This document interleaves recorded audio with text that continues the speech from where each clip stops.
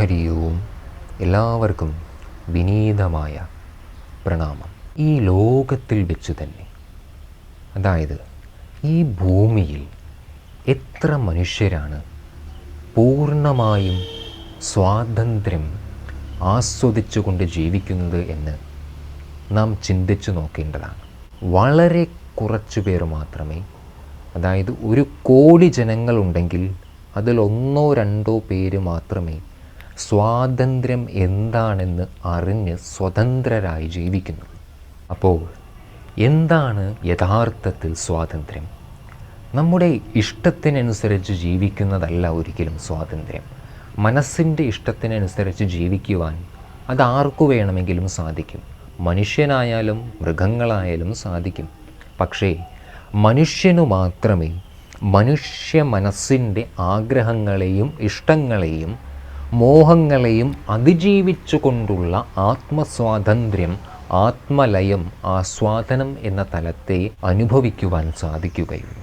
അങ്ങനെ ജീവിതത്തിൽ പരിപൂർണമായ സംതൃപ്തി, അതും പ്രതികൂല സാഹചര്യങ്ങളിലൂടെ കടന്നു പോകുമ്പോൾ കൂടി അതിലും അസ്വസ്ഥമാകാതെ കടന്നു പോകാനുള്ള മാർഗങ്ങളാണ് ഇവിടെ ഭഗവാൻ ശ്രീകൃഷ്ണൻ ഭഗവത്ഗീതയിലെ ഓരോ ശ്ലോകങ്ങളിലൂടെയും നമുക്ക് വ്യക്തമാക്കി പറഞ്ഞു തരുന്നത്. അതുകൊണ്ട് തന്നെ ഈ ഭഗവത്ഗീത ജീവിത വിജയത്തിലേക്ക് നയിക്കുന്ന ഏറ്റവും ഉത്തമമായ ശാസ്ത്രഗ്രന്ഥമാണ്. കഴിഞ്ഞ ക്ലാസ്സിൽ 56-ാമത്തെ ശ്ലോകം വരെയായിരുന്നു കണ്ടത്. ഇനി അടുത്ത ശ്ലോകത്തിലേക്ക് പ്രവേശിക്കാം. 2-ാം അധ്യായത്തിലെ 57-ാമത്തെ ശ്ലോകം.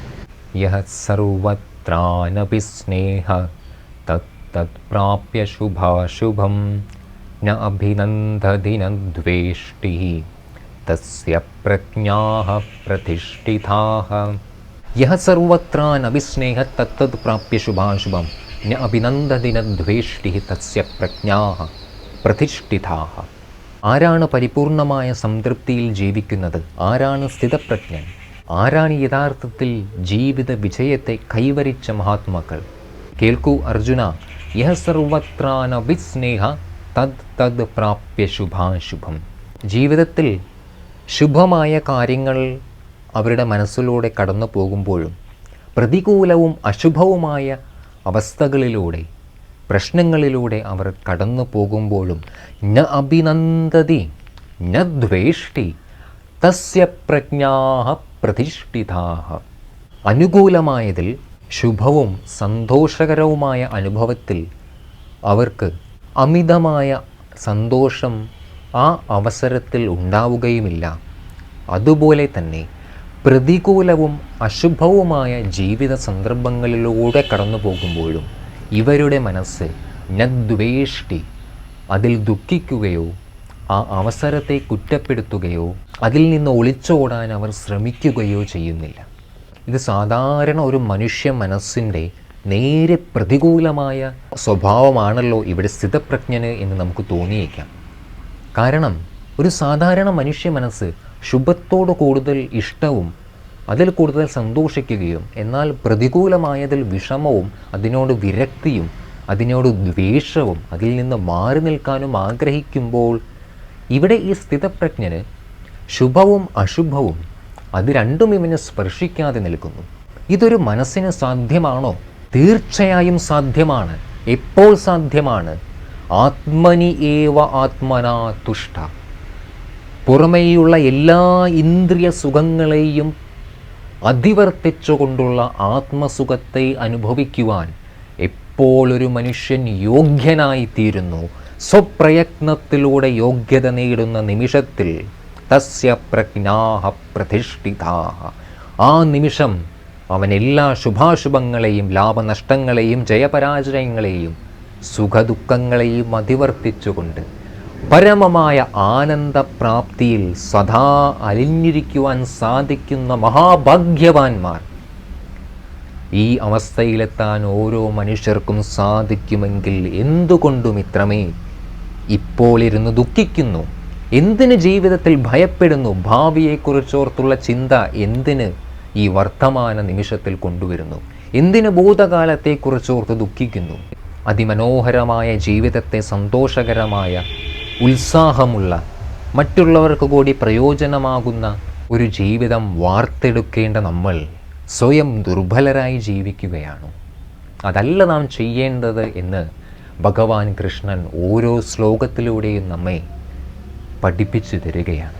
ഒരു ചിത്രകാരൻ തൻ്റെ ഭാവനാശക്തി കൊണ്ട് ആ ക്യാൻവാസിൽ വരയ്ക്കുന്ന ചിത്രങ്ങൾ അദ്ദേഹത്തിൻ്റെ ഭാവനയ്ക്കനുസരിച്ച് ആ ചിത്രത്തെ ഓരോ നിമിഷവും കൂടുതൽ കൂടുതൽ മനോഹരമാക്കിക്കൊണ്ടേയിരിക്കും.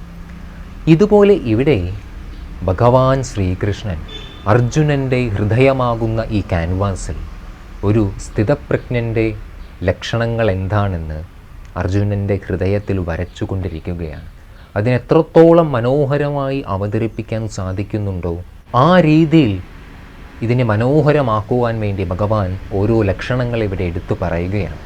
ശരിയാണ്, കേൾക്കാനിരുന്ന് കേട്ടുകൊണ്ടിരിക്കാൻ വളരെ എളുപ്പമാണ്. പക്ഷേ ഈ അവസ്ഥയിലേക്കൊന്ന് എത്തിച്ചേരുക എന്നത് ഇത് പ്രയത്നമില്ലാതെ ഒരിക്കലും സാധ്യമല്ല.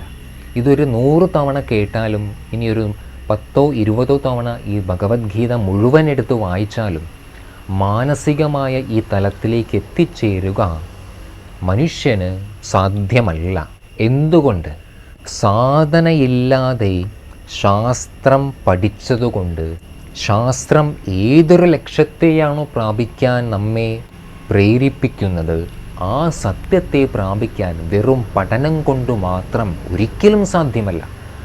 അതിന് ആഴത്തിലുള്ള ആത്മാർത്ഥമായ പരിശീലനം അത്യാവശ്യമാണ്. ഒരു വശത്ത് നമ്മൾ ഭഗവത്ഗീത പഠിക്കുകയും വേണം, വേറൊരു വശത്ത് ഏകാന്തതയിൽ നിവർന്നിരുന്നുകൊണ്ട് ബോധപൂർവം സാധനാനുഷ്ഠാനം, കൃത്യനിഷ്ഠമായ അനുഷ്ഠാനം ഒരു ദിവസം പോലും മുടങ്ങാതെ പരിശീലിക്കുകയും ചെയ്യണം. എങ്കിലുറപ്പാണ് ഏതൊരു തലത്തിൽ, മാനസികമായ തലത്തിൽ ഭഗവാൻ ശ്രീകൃഷ്ണൻ എത്തി നിൽക്കുന്നുണ്ടോ ആ ഒരു തലത്തിലേക്ക് ഓരോ മനുഷ്യനും എത്തിച്ചേരാൻ സാധിക്കുമെന്ന് ഭഗവാൻ തന്നെ നമുക്ക് ഉറപ്പു തരുന്നുണ്ട്. പക്ഷേ പരിശീലനം ആത്മാർത്ഥമായി ചെയ്യുന്നവർക്ക് മാത്രമേ അതിന് സാധിക്കുകയുള്ളൂ. ഈ കാര്യം നമ്മൾ എപ്പോഴും ഓർക്കേണ്ടതാണ്. അപ്പോൾ ഞാൻ എന്തു പരിശീലനമാണ് ചെയ്യേണ്ടത്? ജീവിത വിജയത്തിനു വേണ്ടി, ഈ ഒരു മാനസികാവസ്ഥയെ കൈവരിക്കാൻ വേണ്ടി ഞാൻ എന്ത് അഭ്യാസമാണ് ചെയ്യേണ്ടത്? അതിനാദ്യം രാവിലെ കൃത്യം 5 മണിക്ക് തന്നെ ഉണരണം. നമ്മൾ 5 മണി എന്ന് പറഞ്ഞാൽ 5 മണിക്ക് തന്നെ. 5 മണിക്ക് അലാറം അടിക്കുമ്പോൾ വീണ്ടും അതിനെ ഓഫാക്കി അവിടെ കിടന്നുറങ്ങാനല്ല, എണീക്കണം 5 മണിക്ക് തന്നെ. എന്നിട്ട് എന്ത് ചെയ്യണം? ആദ്യം ആ ഉറക്കക്ഷീണം, ശരീരത്തിൻ്റെ ആലസ്യം മാറുന്നതിന് വേണ്ടി ഒരു 10-15 മിനിറ്റ് സൂര്യനമസ്കാരം പരിശീലിച്ച്, ഇനി ഈ മനസ്സിൻ്റെ ഏകാഗ്രതയ്ക്കും ശരീരത്തിൻ്റെ ബ്ലഡിൽ ഓക്സിജൻ്റെ അളവ് വർദ്ധിക്കുന്നതിന് വേണ്ടി 15-20 മിനിറ്റ് പ്രാണായാമം പരിശീലിച്ചതിന് ശേഷം വീണ്ടും മനസ്സിൻ്റെ ഏകാഗ്രത വർദ്ധിക്കുന്നതിന് വേണ്ടി ഓംകാരം 10-15 തവണ ജപിച്ചതിന് ശേഷം ഇനി ഒരു ജപമാല എടുത്തുകൊണ്ട് 108 തവണ ഏതു മന്ത്രമായാലും ശരി പൂർണ്ണമായ ശ്രദ്ധയോടും അർപ്പണത്തോടും കൂടി ജപിക്കുമ്പോൾ ഓരോ ദിവസവും ക്രമേണ നമ്മുടെ ഉള്ളിൽ എന്താണ് സംഭവിക്കുന്നത് എന്ന് നമുക്ക് മാത്രമേ അനുഭവിച്ചറിയാൻ സാധിക്കുകയുള്ളൂ. വീണ്ടും ഓർമ്മിപ്പിക്കുകയാണ്, 5 മണിയിൽ വഴുകരുത് എണീക്കാൻ. സൂര്യോദയത്തിന് മുമ്പ് തന്നെ ഉണർന്ന് പരിശീലിക്കുവാൻ നാം തയ്യാറാകണം. ഇതിന് നാം തയ്യാറല്ലെങ്കിൽ എത്ര തന്നെ ശാസ്ത്രം പഠിച്ചാലും, എത്ര തന്നെ ക്ഷേത്രങ്ങളിൽ പോയി ദർശനം നടത്തിയാലും ഈശ്വരാനുഗ്രഹം നമുക്ക് ലഭിക്കുകയില്ല എന്ന് ഭഗവാൻ തന്നെ നമുക്ക് ഉറപ്പു തരുന്നുണ്ട്. അതുകൊണ്ട് മാറ്റം നമ്മുടെ ചിന്തകളിലും ജീവിത രീതികളിലും കൊണ്ടുവന്നതിനു ശേഷം മാത്രമേ ജീവിത വിജയത്തിനും മനസ്സിൻ്റെ ശാന്തിക്കും നമ്മൾ അർഹരാവുകയുള്ളൂ എന്ന് നാം ഓർമ്മിക്കേണ്ടതാണ്. അതിന് എല്ലാവർക്കും സാധിക്കട്ടെ. തുടർന്നുള്ള ശ്ലോകങ്ങൾ നമുക്ക് അടുത്ത ക്ലാസ്സിൽ കാണാം. അതുവരെ എല്ലാവർക്കും വിനീതമായ പ്രണാമം. ഹരി ഓം.